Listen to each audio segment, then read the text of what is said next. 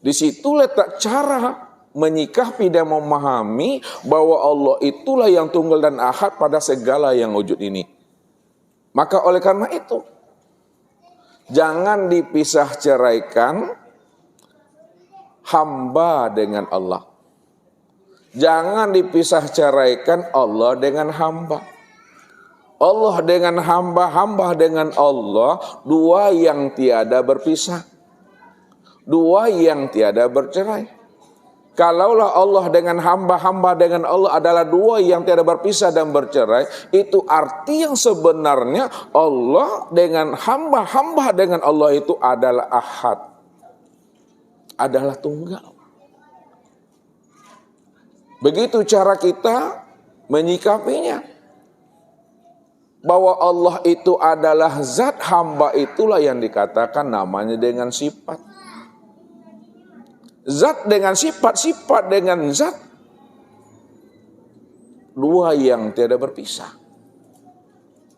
Kalaulah zat dengan sifat, sifat dengan zat dua yang tiada berpisah, itu arti yang sebenarnya zat dengan sifat, sifat dengan zat itu adalah ahad dan esa. Untuk melihat zat, lihatlah kepada sifat. Karena sifat itulah kenyataan untuk memandang nyatanya zat itu. Untuk melihat yang batin, lihatlah kepada yang zahir. Karena yang zahir itulah kenyataan yang batin.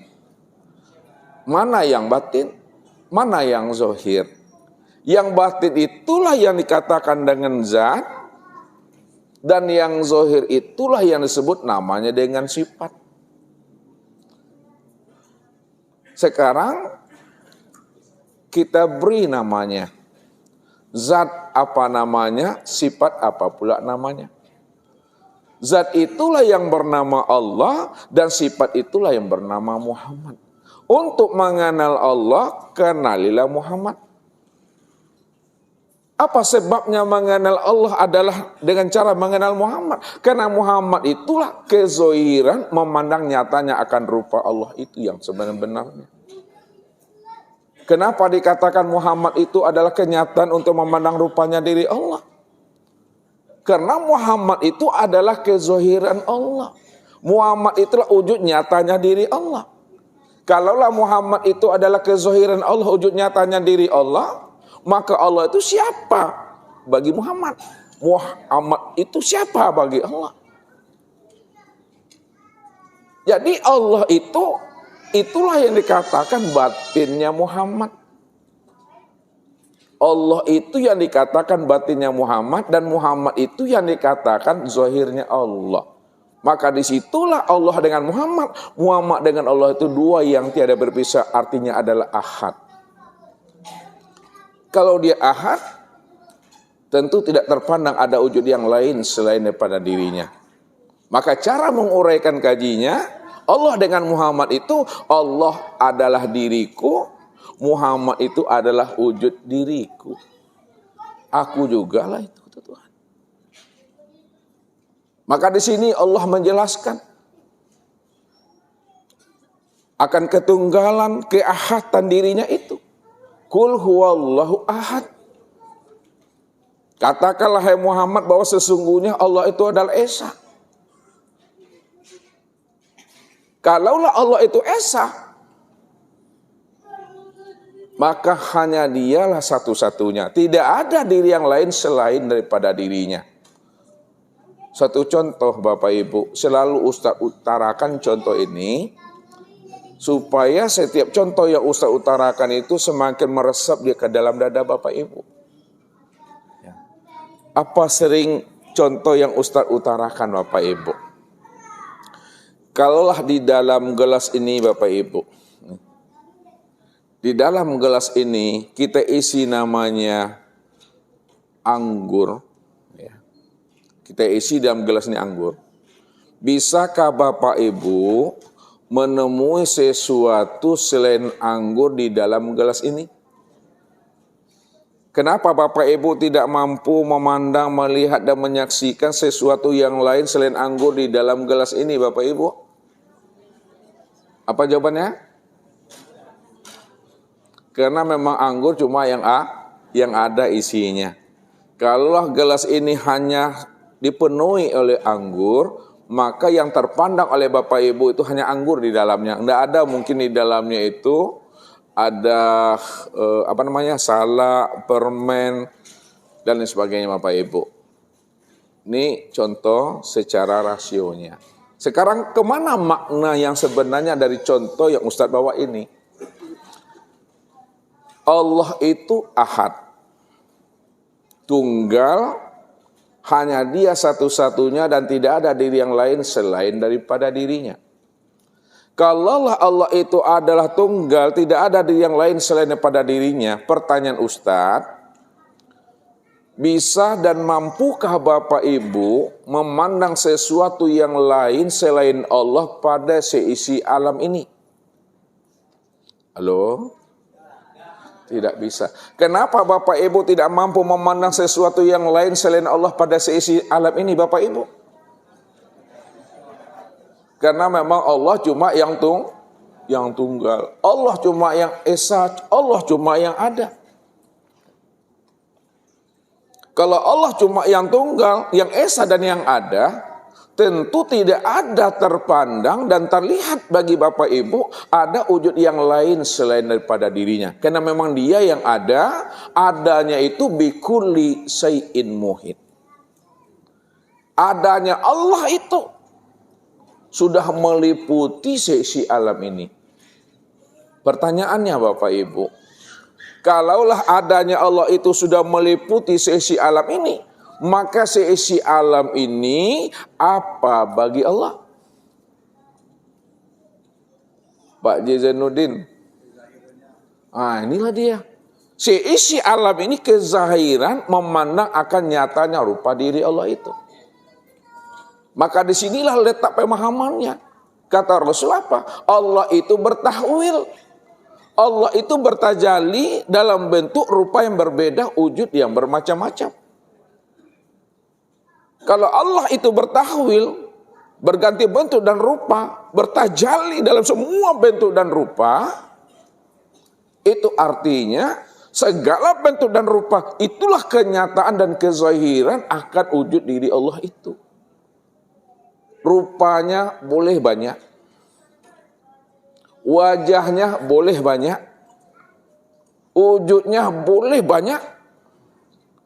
Walaupun wujudnya banyak, rupanya banyak, wajahnya banyak, namun orangnya itu esa Bapak Ibu. Orangnya itu hanya satu jua di situ. Ustadz antarkan lagi Bapak Ibu. Ketika Ustadz nantinya menulis Bapak Ibu di papan tulis, mulai dari huruf A sampai Z, bermacam-macam tulisan Ustadz. Ketika Bapak Ibu memandang tulisan Ustadz di papan tulis nanti, apa sebenarnya yang terpandang oleh Bapak Ibu pada saat Ustadz menulis? Halo? Iti? Titi atau iti Bapak Ibu? Titi. Aku ini dapat peka-peka bedak dan ya. Ketika Ustadz menulis di papan tulis, yang terpandang itu dan sebanyak tulisan itu adalah titik.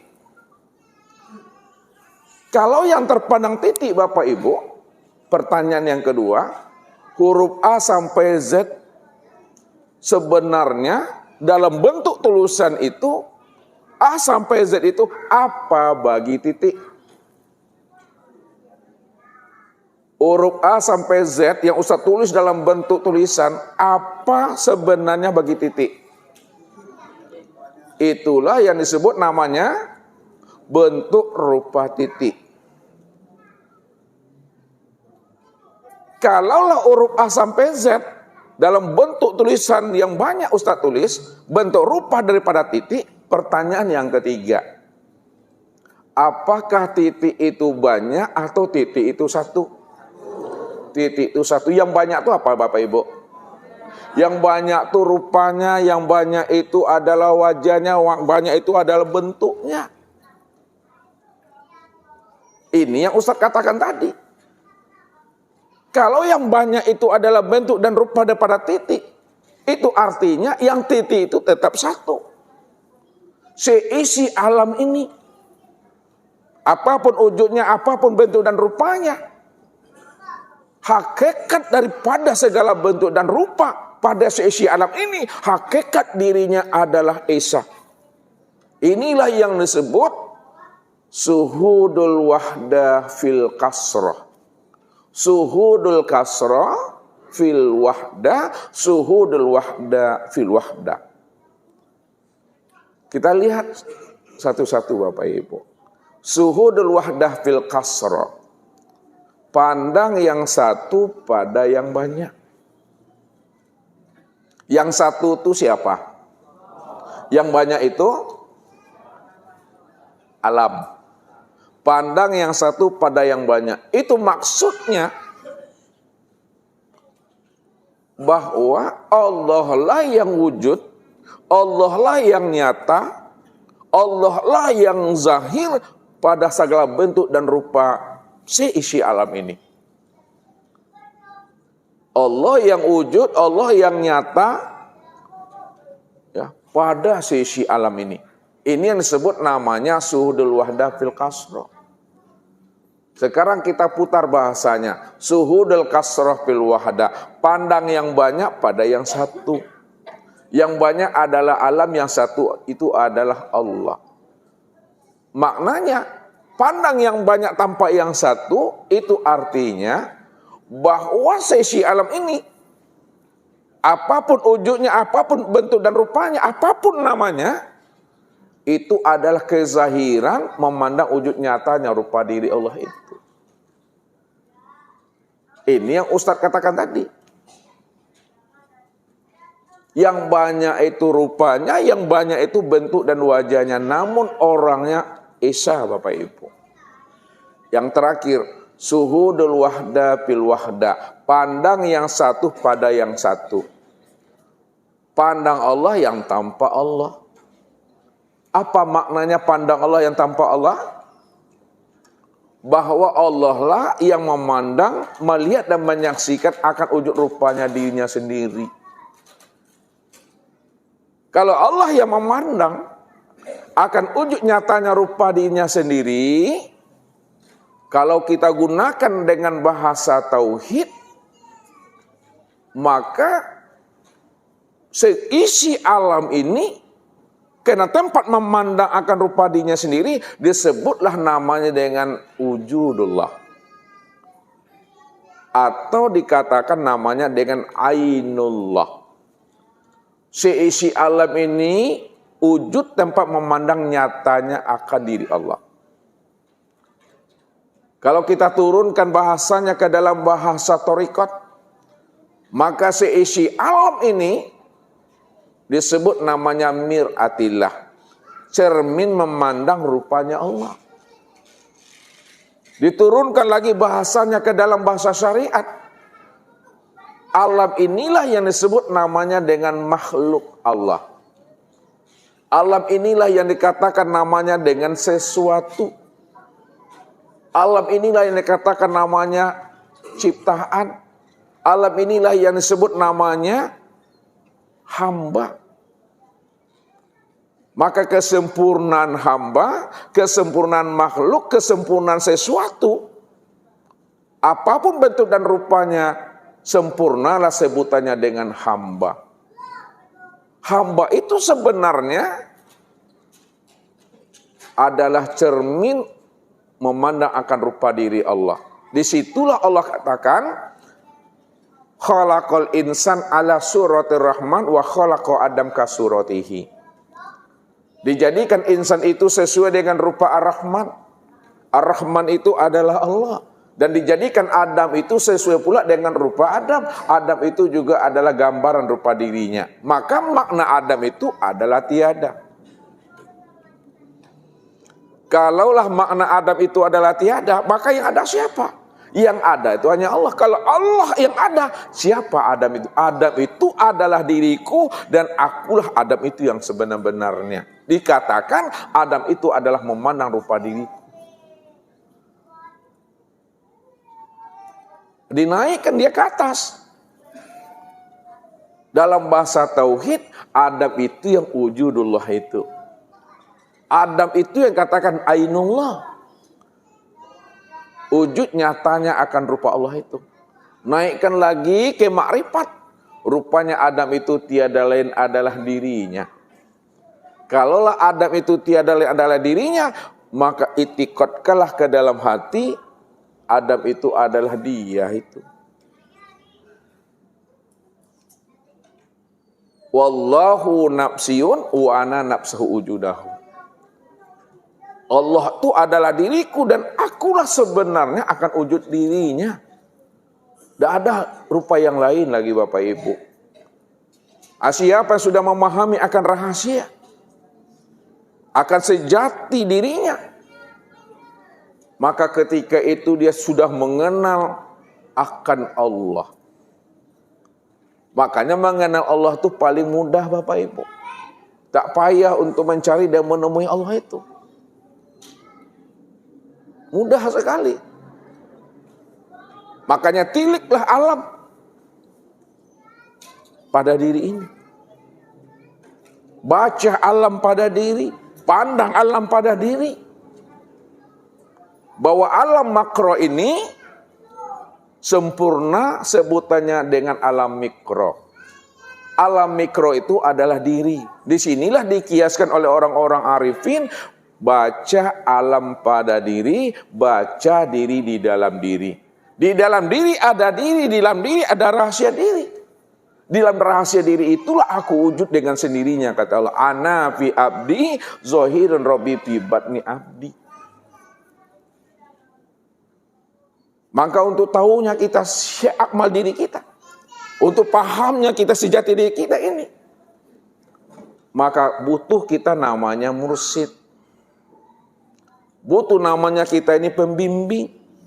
Makanya Allah katakan, ya botaguina ila rabbihimul wasilah ayyuhum aqrabu. Di mana mereka mencari wasilah untuk bisa usul berjumpa dengan Rabb-nya. Ayyuhum aqrabu. Siapa di antara mereka yang dirinya tidak lagi berjarak dengan Tuhannya, dirinya betul-betul usul kepada Rabb-nya,